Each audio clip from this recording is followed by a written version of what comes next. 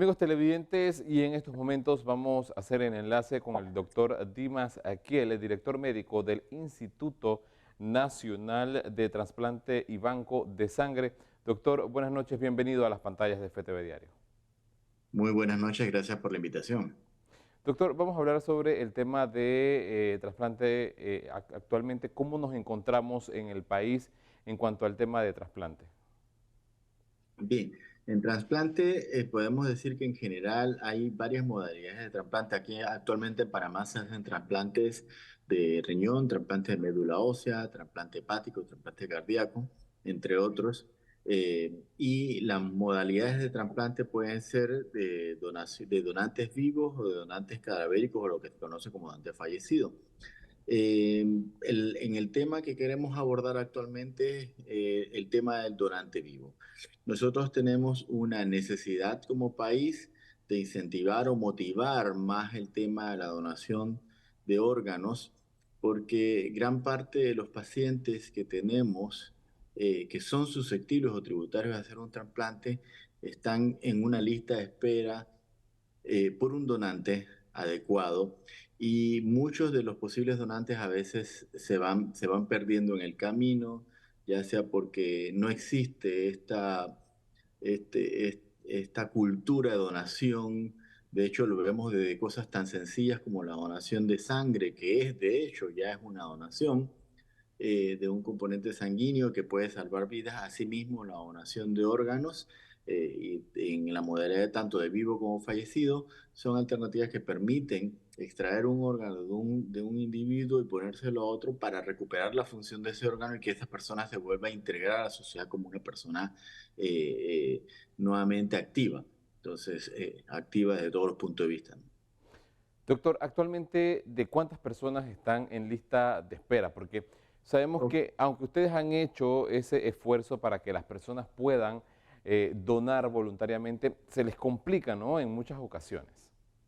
Sí, correcto. Mira, en términos generales, por ejemplo, en la parte, una de los órganos que más se hacen trasplante de donante vivo, que son el riñón, hígado y médula ósea, por ejemplo, en renal nosotros tenemos más de 200, es como 218 pacientes aproximadamente que están en lista de espera por un riñón, ¿ok?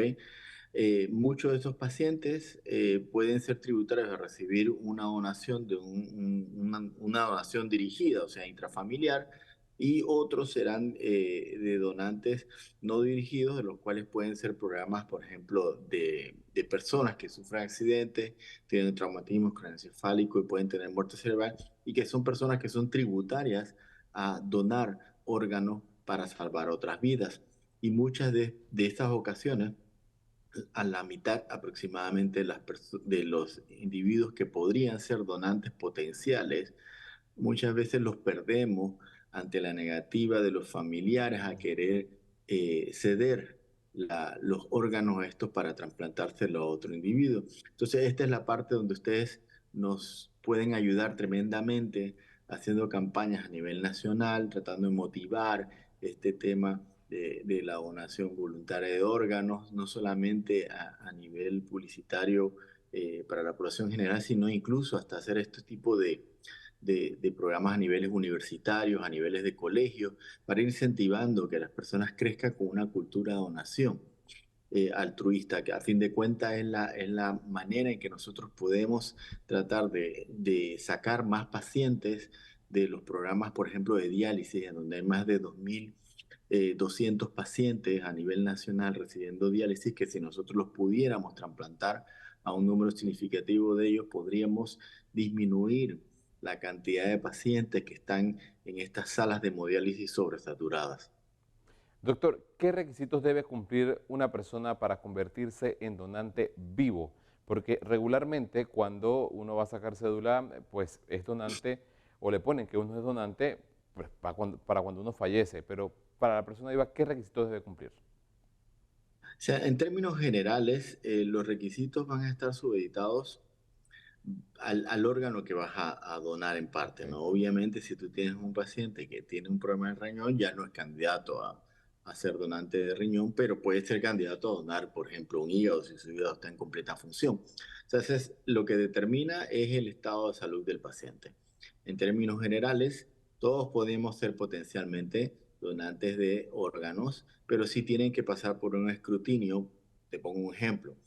Yo puedo, cualquiera de nosotros puede donar un riñón, porque todos nosotros nacemos con dos riñones y necesitamos solamente uno para vivir. Quiere decir que si yo dono un riñón, mi riñón restante, si yo lo cuido adecuadamente y yo no lo someto a ningún problema de tóxicos o algo que pueda afectar la función, técnicamente yo puedo vivir con ese riñón el resto de mi vida.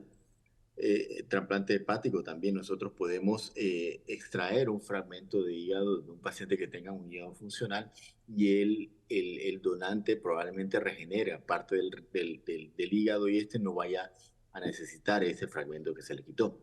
Y el de médula ósea es más sencillo todavía porque la médula ósea tiene la capacidad de regenerarse por completo.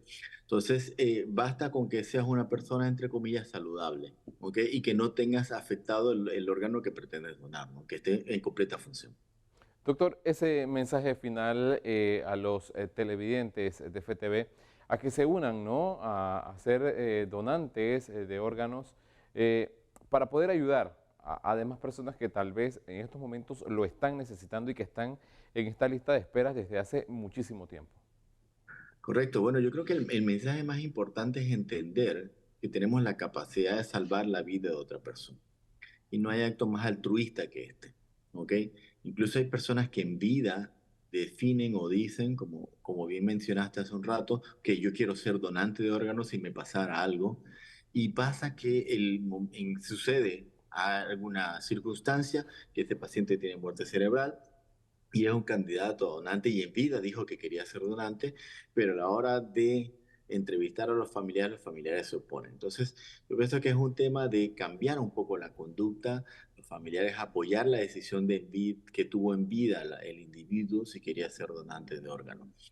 Y para los donantes vivos, o sea, los donantes vivos, yo creo que el principal es, lo que más se ve es el donante intrafamiliar, ¿no? El donante dirigido, donde yo tengo un hermano, una hermana o mi papá, mi mamá, mi tío, que tenga una enfermedad renal crónica o una enfermedad hepática y yo quiero ser su donante, ya es una donación dirigida, intrafamiliar.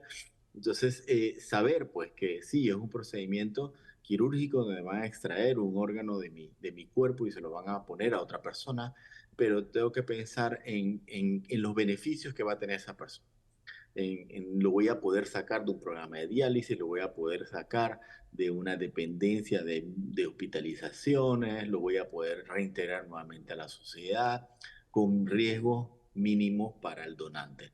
Entonces, yo creo que el mensaje final es que tenemos que tener conciencia de que tenemos una gran cantidad de población que requieren trasplante y la alternativa de las donaciones, ya sea por donante vivo o cadavérico, son acciones altruistas desinteresadas que pueden salvar incluso más de una vida.